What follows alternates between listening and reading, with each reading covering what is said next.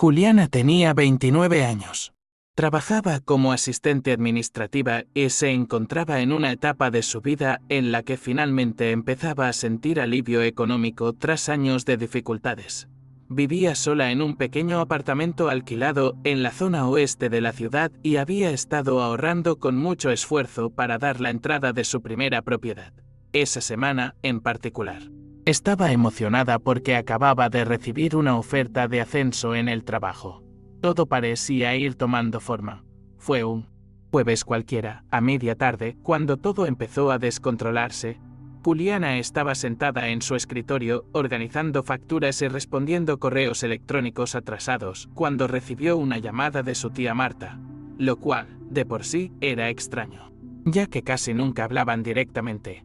La llamada fue corta, pero inmediatamente incomodó a Juliana. Su tía, con esa voz siempre algo apresurada y algo nasal, le preguntó si todo iba bien con sus asuntos bancarios y si Juliana había resuelto ese asunto pendiente. El problema era que Juliana no tenía ni idea de lo que estaba hablando. Respondió que todo estaba normal, pensando que debía ser algún malentendido. Pero su tía guardó silencio unos segundos antes de decir que quizás sería mejor que hablaran en persona. Esa extraña pausa resonó en la cabeza de Juliana incluso después de terminar la llamada. Intentó volver a la hoja de cálculo en la pantalla del ordenador, pero su concentración ya se había desvanecido. En el fondo, sin saber exactamente por qué, empezó a sentir la incómoda sensación de que algo ocurría a sus espaldas. Juliana intentó ignorar la incomodidad y volvió a revisar las facturas. Pero sus ojos vagaron por las líneas de la hoja de cálculo sin registrar nada. Tras unos minutos, luchando contra su propia distracción, cogió el móvil y le envió un mensaje corto a su tía Marta preguntándole de qué hablaba exactamente. La respuesta no llegó de inmediato, lo cual ya era extraño para alguien que había llamado con tanta urgencia. Mientras esperaba, Juliana notó que golpeaba el suelo con el pie repetidamente, una costumbre que tenía cuando estaba ansiosa. El aire de la oficina parecía más pesado que antes. Incluso el ruido del aire acondicionado empezó a molestarla. Cuando por fin apareció la notificación, el mensaje de su tía fue aún más vago, solo decía que era mejor no hablar por mensajes y preguntaba a qué hora saldría Juliana del trabajo. Fue entonces cuando la incomodidad se convirtió en verdadera preocupación. El resto de la jornada laboral se alargó de forma inusual. Juliana cometió 2 errores al introducir la misma factura, algo que casi nunca ocurría, e incluso dejó caer su taza de café cerca del teclado. Cuando por fin llegó la hora de irse, ya sentía esa molesta presión en el pecho, como si estuviera a punto de recibir una mala noticia. De camino a la parada del autobús, repasó mentalmente sus cuentas, intentando recordar si había omitido algún cargo u olvidado algún pago. No se le ocurrió nada. Al llegar a casa, apenas tuvo tiempo de cambiarse de ropa cuando sonó el intercomunicador. Era la tía Marta, que había llegado antes de lo que Juliana esperaba y, a juzgar por el tono insistente del timbre, claramente no era una visita casual. Juliana abrió la puerta, todavía recogiéndose el pelo tras la oreja, y lo primero que notó fue la expresión de la tía Marta. Tenía el ceño fruncido, apretaba su bolso grande contra el cuerpo y observaba el apartamento como si evaluara algo. La tía Marta entró sin mucha ceremonia, dio 2 pasos hacia la sala y enseguida preguntó si Juliana estaba segura de que todo estaba bien con su nombre en el banco. La franqueza la pilló desprevenida de nuevo. Cerró la puerta lentamente, sintiendo que se le aceleraba el corazón, y respondió que, por lo que ella sabía, no había ningún problema. Fue entonces cuando Marta dejó escapar un breve suspiro y abrió su propio bolso, empezando a rebuscar en él con movimientos rápidos y algo nerviosos. Ese solo gesto hizo que a Juliana se le encogiera el estómago. Cuando por fin encontró lo que buscaba, Marta sacó un papel doblado varias veces, ya ligeramente arrugado por los bordes, y se lo ofreció. Juliana lo tomó sin entender del todo. Pero en cuanto echó un vistazo al encabezado del banco, se le tensó todo el cuerpo. Era una notificación de cobro de deudas. Su nombre estaba allí, completo, junto con un número de contrato que nunca había visto. Por unos segundos pensó que podría tratarse de un error de identidad. Pero su tía señaló rápidamente el CPF, número de identificación fiscal brasileño impreso en el documento, era exactamente el suyo. El silencio que llenó la habitación se volvió denso rápidamente. Juliana sintió que se le secaba la boca mientras examinaba las líneas, intentando encontrar una explicación lógica, pero cuanto más leía, más se acentuaba el mal presentimiento.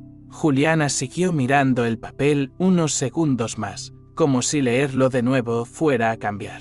Algo pasó la página buscando alguna pequeña nota que explicara un error del banco, pero no encontró nada útil. El importe de la deuda estaba resaltado en negrita, junto con información sobre las cuotas vencidas. La tía Marta observaba en silencio, con los brazos cruzados, con esa mirada de quien ya sospechaba la reacción. Juliana finalmente levantó la vista y dijo, casi en un susurro, que nunca había pedido ese préstamo. Su voz era más débil de lo que esperaba. Marta comentó entonces que había recibido el aviso por error en su casa porque la antigua dirección de Juliana seguía vinculada al registro. Eso solo empeoró la situación. No era solo un papel suelto, era algo que ya circulaba por el sistema, con la mano aún temblando levemente. Juliana cogió su móvil y abrió la app del banco para comprobarlo. Su corazón empezó a latir más rápido a medida que la pantalla cargaba.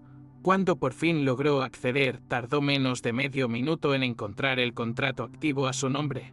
Las cuotas vencidas aparecían marcadas en rojo con una clara advertencia de un informe crediticio negativo si no se regularizaba el pago. En ese momento, se le heló el cuerpo. Ya no había lugar a dudas. Esto era real y ya estaba en marcha. Juliana bloqueó lentamente la pantalla y dejó el móvil sobre la mesa, intentando mantener la calma, pero en su interior, una pregunta empezaba a crecer con insistencia: si ella no lo había hecho, ¿quién lo había hecho? Juliana permaneció en absoluto silencio durante unos segundos, con la mirada fija en la pantalla en blanco de su celular, como si aún esperara a que desapareciera. La tía Marta permaneció de pie cerca de la mesa, observando atentamente cada una de sus reacciones. Fue su tía quien rompió el silencio primero, preguntando si alguien de la familia tenía acceso a sus documentos. La pregunta flotaba en el aire. Juliana frunció el ceño de inmediato porque, al principio, la respuesta parecía obvia, no. Pero a medida que se devanaba los sesos, algunas pequeñas situaciones comenzaron a resurgir, cosas que en ese momento no le habían parecido importantes. Recordó, por ejemplo, una vieja carpeta que había dejado en casa de su madre con copias de su DNI, número de identificación fiscal y recibos antiguos. Poco a poco, sintió un nudo en el estómago, una sensación que crecía sin querer. La tía notó el cambio en su expresión y preguntó, más directamente, dónde guardaba esa carpeta. Juliana respondió que estaba en el armario del dormitorio de su madre, dentro de una caja organizadora azul que casi nadie tocaba. Casi nadie. Fue en ese momento que su mente hizo una conexión que había estado evitando hasta entonces. En los últimos meses, su primo Rafael, hijo de su tía Marta, había estado viviendo allí un tiempo después de perder su trabajo. Juliana sintió un extraño peso en el pecho. No era una acusación todavía, pero la coincidencia la incomodaba demasiado como para ignorarla. Se pasó lentamente una mano por la cara, tratando de mantener la calma, pero ya estaba claro que la situación había dejado de ser solo un problema con el banco. Ahora había un posible rostro detrás. Juliana no quería sacar conclusiones precipitadas, pero el nombre de su primo Rafael no dejaba de rondarla. Un pensamiento difícil de ignorar. Recordaba bien que, cuando se alojaba en casa de su madre, entraba y salía constantemente de su habitación, sin mucha ceremonia, siempre con ese aire un tanto inquieto. Rafael tenía 27 años, llevaba gorra de béisbol casi todo el tiempo y tenía la costumbre de hablar mirando más su móvil que a la gente. Nunca había sido alguien muy confiable, pero tampoco había dado una razón concreta para desconfiar seriamente. Aún así, ahora, en retrospectiva, Algunas pequeñas cosas empezaban a parecerle extrañas. Juliana respiró hondo, intentando mantener la calma, y le preguntó a su tía si Rafael seguía trabajando en ese supuesto trabajo que decía haber conseguido recientemente. La tía Marta dudó un instante, que no pasó desapercibido. Echó un vistazo a la mesa, se alisó el bolso y respondió que Rafael había mencionado algún asunto, pero que ella misma no sabía exactamente qué era. Eso bastó para aumentar aún más la incomodidad de Juliana. Sin armar un escándalo, volvió a coger el móvil y reanudó la vieja conversación con su madre, escribiendo un mensaje directo preguntando si alguien había tocado aquella caja azul del armario en los últimos meses. La respuesta no llegó de inmediato y la espera se le hizo demasiado larga en la silenciosa habitación. Juliana miró fijamente la pantalla, sintiendo que su ansiedad crecía poco a poco. En el fondo, una parte de ella ya se preparaba para la posibilidad de que esta historia estuviera a punto de volverse mucho más personal de lo que le gustaría. Juliana pasó el resto de la noche prácticamente sin dormir, sentada al borde de la cama, mirando su celular como si pudiera ofrecerle una explicación significativa. Con cada minuto que pasaba, la sensación de traición se hacía más intensa, más concreta. No era solo el dinero ni los documentos usados sin permiso, sino el hecho de que alguien dentro de su propia casa había cruzado una línea que, para ella, jamás debía cruzarse. A la mañana siguiente, con los ojos ardiendo y la cabeza palpitante, tomó una decisión silenciosa: no lo dejaría pasar como un simple malentendido. Horas después, más serena por fuera, aunque destrozada por dentro, Juliana llamó a su madre para hablar. La cocina estaba extrañamente silenciosa cuando colocó las copias de los registros que había encontrado sobre la mesa. Al principio no hubo gritos ni acusaciones directas, solo una mirada firme, cargada de decepción, que al instante ensombreció el ambiente. Al otro lado de la mesa, su madre intentó mantener la compostura, pero la forma en que apartó la mirada por un breve instante fue todo lo que Juliana necesitó para comprender que, en el fondo, ya sabía la verdad, y que esta conversación cambiaría para siempre la relación entre ellas. El silencio que se instaló en la cocina era denso, como nunca antes lo había sentido Juliana. No necesitó alzar la voz ni repetir la pregunta. Simplemente empujar los papeles lentamente sobre la mesa, uno a uno. Hizo evidente la incomodidad. Su madre tardó unos segundos en tocar los documentos, como calculando cada movimiento. Cuando por fin habló, su voz era demasiado baja, casi a la defensiva, indicando que no era lo que Juliana estaba pensando. Pero la explicación llegó de forma truncada, llena de pausas extrañas y detalles que no encajaban, y eso solo aumentó aún más la opresión en el pecho de Juliana. Juliana lo escuchaba todo con los brazos cruzados, intentando mantener una calma que ya pendía de un hilo. Lo que más le dolía no era ni siquiera el intento de justificación, sino la indiferencia con la que su madre parecía restarle importancia a la situación, como si usar el nombre de su hija para endeudarse fuera un simple error. En un momento dado, su madre admitió que estaba desesperada por los problemas financieros y que pretendía solucionarlos antes de que se convirtieran en un problema.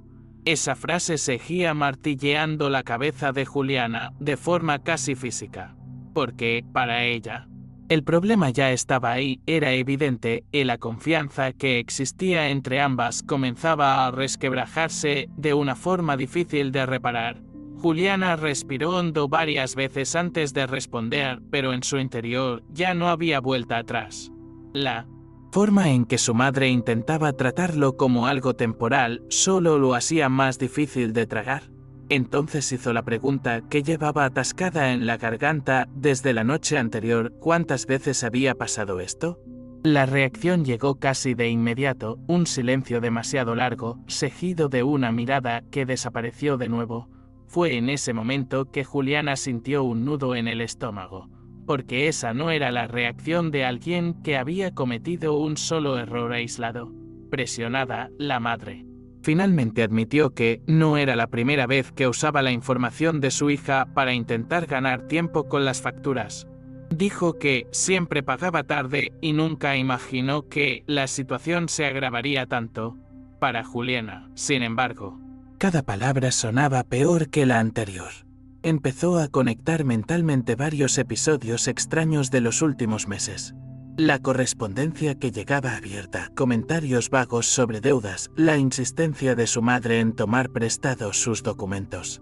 Todo empezó a tener sentido de repente y la sensación no fue de alivio, sino de profunda decepción, de esas que cambian por completo la forma en que ves a alguien en tu propia casa.